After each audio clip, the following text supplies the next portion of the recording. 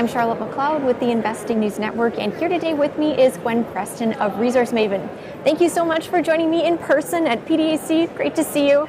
Thanks so much. I just walked in the door. It's exciting to be back here for sure. Yes, and there's the lineup to prove it. Yeah, yes. Crazy times. So we usually speak about gold, but today I'm hoping we can go in a different direction and talk about uranium. This is a market that our audience really enjoys.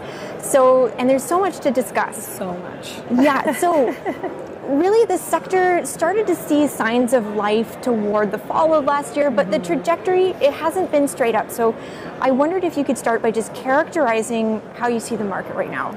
For sure. So it's a very bullish market, and the reasons for that go back quite a few years. So some of them start a few years ago, and some of them start about a year ago. So let me just sort of set the stage a little bit. If you go back to sort of 2015, 2016, there was way too much uranium sloshing around in the market after the Fukushima disaster, with all the Japanese reactors shut down, and producers like Kazakhstan had come online, and their whole mandate had been to just grab market share by production. And there was way too much uranium. What is really cool about the uranium space is that the producers of the world decided to work together to turn their own sector around. So starting in 2016, they decided to start curtailing. Instead of competing with each other, they started to collectively cut back on how much they were producing. And so over a 4 or 5 year period, it really worked. They cut back on uranium production by a third. And then at the same time, others who were bullish on the space started doing things like sequestering. So funds that want to hold physical uranium for its upside as uranium goes bull again, started to stockpile it. So between these different efforts, mines shutting down, mines cutting back, and curtailment, and funds gathering up uranium, the market turned around. And you started to see that happen in 2019. The price sort of bottomed and started to go up, and we're like, okay, it's happening. Then COVID had its own interesting set of effects where, like, McArthur River was shut down. It's a massive mine. It made a big deal. Then it was started again. So interesting impacts there. Then the next really key thing that happened is SPUT, right? So that's the Sprott Physical Uranium Trust. There had always been a publicly traded physical uranium trust called Uranium Participation. That was a Toronto-listed thing. But it was quite small in its mandate, in its abilities, in its management. It was just a small vehicle. So Sprott, which is very used to running physical commodity trusts, right? They have gold ones, they have silver ones. They took over this uranium trust, and they have made, and its mandate is exploded.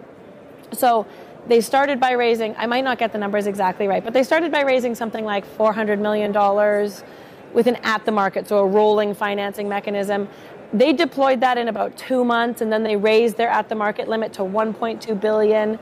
They blew through that, and then they raised their limit to like $4 billion. Basically, as you can see from the increases, there was more than enough increase, or more than enough interest in uranium for them to just keep raising more money and keep stockpiling uranium.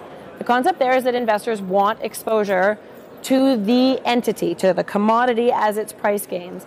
And Sprott's doing it because they recognize that we are in a dramatically undersupplied uranium market. The last sort of piece of the puzzle that's fallen into place of late is Russia, right? And we could talk about Russia for an hour. We're not going to, but Russia controls a lot of the world's conversion and specifically enrichment facilities. So you take U3O8 out of the ground, then you got to convert it to UF6. That's the conversion facility. That's a gas. Then you put that gas in a centrifuge so that you can increase the ratio of the isotope of uranium that is more fissile, that you can use to create nuclear energy.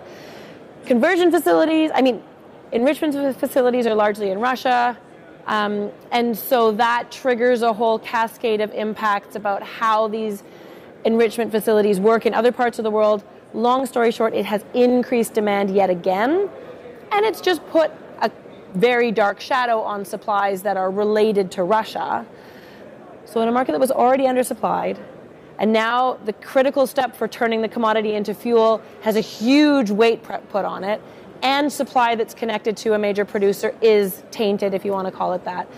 The setup is really insane, not to mention wanting to cut out uranium energy supplies for Europe has only propelled the sort of resurgence of interest in nuclear forward more than I would have ever dreamed. So there's a lot going on. There is there's a lot going on, and you summed it up really well. And I think what you've been talking about leads into some recent news that I want to touch on as well, which is last week's $4.3 billion enrichment plan out of the U.S. I wondered if you could put that into context, because we've been talking about that aspect of the market. Yeah, so it's interesting. The U.S. has been, for the last several years, been talking about uranium as a critical resource, and it is. And I mean, people know these numbers. People who are familiar with uranium know these numbers, that the U.S. relies on Russia for almost like 40% of its uranium. So that means like 20% of its power is reliant on Russian uranium. So that's an interesting thing that they are trying to move away from. So for quite a few years now, there's been a slow-moving political process to determine how, very slow, yes, to determine how government support for uranium will actually take shape. And because of the Russian enrichment facility chokehold, that seemed to have propelled movement on the political front. And so yes, there's been this big announcement of support for mining, but also support for enrichment facilities. And that is because, yes, there's a shortage of uranium, but with Russia pushed to the sidelines, there's a real shortage of this ability to turn uranium into nuclear fuel, which is of course critical. There's no point having yellow cake around if you can't use it to feed reactors. And so it's just another really significant sign of the government support for uranium. And you know, governments are political beasts, obviously. They, as much as they might have known that nuclear is an essential baseload energy in a green world, you can't lean into that too hard unless there's really good reason, like very clear forward reason out there amongst the people, and the people are starting to come into alignment with that. And the Russian invasion of Ukraine has really propelled that forward, and I think it's enabled this thing that the U.S. government has wanted to do for a while. It enabled them to do it in a big way, in a $4 billion way. And so, yeah, that's another piece of the puzzle for sure. Yeah, and so when we talk about uranium, when I'm talking to other people about it, usually we go through all this setup, which looks really good. And typically I find people have one factor that they say, okay, we're just waiting for this. And then it will take off. So I wondered if you have something like that. So I don't think I do have one factor. I mean, what I have said for many years is to watch for long-term contracting. So uranium is this two-part market. There's the spot market where you can buy and sell pounds. It's not like you can go onto the New York Stock Exchange and do it. You have to know the buyers. Like it's a relationship-based business. But then there's the contracting side of things. So a nuclear utility can't run out of fuel, doesn't work. And so they sign long-term contracts, 5-year or 10-year contracts with uranium miners to ensure that they have the uranium that they need. When the spot market was just abundant with uranium, there was no need for utilities to really worry very much about long-term contracting. They're like, we can just pick up whatever we need. Like, it's right there in the spot market. We can just buy it left and right.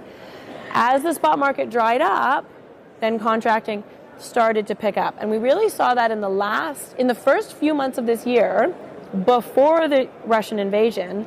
Cameco signed a raft of long-term contracts. It was amazing. I don't remember the number right now, but it was really standout number. And then interesting, the Russian invasion happened, and the whole industry's focus shifted to the enrichment question. So contracting actually fell off a little bit because they sort of can only focus on one major problem at a time. So they have been focusing on the enrichment problem. But contracting is still the thing. Utilities are still really undercovered for their uranium requirements, starting 3 years out, 5 years out, 10 years out, and that's where we get into the real supply crunch for uranium. So they are going to need to start covering those requirements, and with the gap in supply just becoming more and more obvious with almost every passing day, I think we will, once the industry sorts out its answer, whatever that looks like, to the enrichment question, at least in the short term, I think we will see this flood of contracting. But there's so many other forces that are at play, like spot buying in the market and just sort of the ebbs and flows of the market and what that means for investor interest, that it's hard to pin it down. Previously, it was more straightforward of a story. Now there's like a lot of moving pieces. So contracting really matters, but there's a lot of other things also at work. Right, and with utilities and their contracting, that is a process that can be a little bit opaque. So, yeah, so How would you advise people look at that, especially now that there are all these other factors going on? It's almost impossible to look at contracting, is the answer. The best guide that we get is in Cameco's quarterly statement. So you listen to Cameco's quarterly call, or if Cameco's CEO, Tim Gitzel, gets up on stage at a conference, then he'll often reference. And as crazy as it sounds, that's actually our best window into the long-term contracting. Other than if you know people in the industry who, right, if you can chat with John Campagnola, who is the head of the Sprott Physical Uranium Trust, he has his finger on the pulse of the market. So people who are actively in the market, there's about 400 people in the world who are involved in the buying and selling of uranium. Talk to one of them or listen to Tim Gitzel. Those are, and some of the others Kazatomprom, any of the majors, if they're getting out there and giving statements, they will usually talk about how many long-term contracts they signed. And unfortunately, that's the clearest window that we have into that market. Okay. And so for investors who want to get involved in this space, I think they've heard stories of the previous uranium bull market that can get them pretty excited. And it might be tempting to just look at it and say, well, there's not that many uranium companies. I could just choose anyone. But I'm sure we can be a little bit more precise than that. So what are you looking at? So, it's a really good question. I think there aren't that many uranium companies. So one advantage of having a really long, drawn-out, terrible bear market in uranium is that a lot of the not good companies just died off. So if we go back to the last uranium market in 2011, there were more than 500 uranium companies on North American stock exchanges. As of a year ago, I think there was 60. And of those, some of them were hardly even active. So there's probably only 40 companies to really choose from. So kind of the market did your work for you, and you can almost just buy any company. But if you want to be more precise about it, there probably will be, especially as U.S. political momentum around uranium gathers steam, there will probably be a premium for near-term U.S. production. So Uranium Energy, they just announced a big deal today to increase the scale. They have now become, with this deal, the leader in near-term, permitted, could turn it on tomorrow type U.S. uranium production. So that's, I think, a clear opportunity. If you want to go on the discovery end of things, I think discoveries in the uranium space will get spectacularly rewarded. Always with smaller commodities, the challenge is finding good geologists. So there just aren't that many geologists who have a lot of uranium experience. So the best thing to do is, if you're interested in a uranium exploration stage company, really look at the resume of the VP exploration and the technical advisors, and see if they have significant pertinent experience. And if they do, then it's probably worth a deeper look. So Fortune Bay is one that I really like. They have been a gold company for quite a few years now, but their team is actually, in their hearts, they're uranium miners or uranium geologists who couldn't do uranium for a long time because there wasn't a market, and so they were doing gold, and that's fine. And now I think that they have good odds of a uranium success because, they always wanted to get back to it, and here they go this summer. And then any significant uranium growth in jurisdictions that are palatable. So one that I like to point out there is an Angelac project, which is in Nunavut. I'm really excited. That's Valor is the company, so I'm really excited about that. I think that there's they have very good uranium geologists. They know this project. They worked it in the last bull market, so they know how to find the uranium. They just had to stop because the market fell out from underneath them. So I think that they're going to do a good job of defining new resources. If it's a company that's liquid, well traded, has good uranium geologists, has a real asset, there's not that many of them out there. So you don't actually have to be that careful, but really, really start, I think, by looking at the people. Okay, and I think this is good advice, especially because it feels like we're maybe just on the cusp of that moment when you'll see companies suddenly become uranium companies. Yes. I think that's definitely true. Pop up with uranium in your name and hope that lifts you to new heights so that you can do whatever happens to happen. For sure. So moose pasture with non-uranium geologists, it'll spike, it'll go with the market, but it's not going to be the one where you can sleep comfortably at night. and that will give you the biggest returns for sure. Okay. I think we've gone through a lot of what's going on in the market. Is there anything else you would add on uranium or just general final advice for investors right now? So the overall markets are obviously all over the place right now, and that impacts commodities, right? I, as a whole, have been somewhat tilting away from gold lately because it's so at the whims of the overall market and whether the markets remain a risk-on thing, which they have been since the Great Financial Crisis and especially since COVID because the Fed was backstopping risk and that sort of diminished the appeal of gold stocks. I've been tilting away from gold a little bit in favor of commodities that have incredibly strong fundamentals. We have to get through this period in the market. We have to figure out how long inflation is going to stay really hot, what it is going to take to tame inflation. These are big questions. They remain totally unanswered at this point. But once we get through this storm and out the other side, my only goal, I'm not trying to figure out what is going to happen in the market next week, even next month, even 3 months from now. I can't tell you.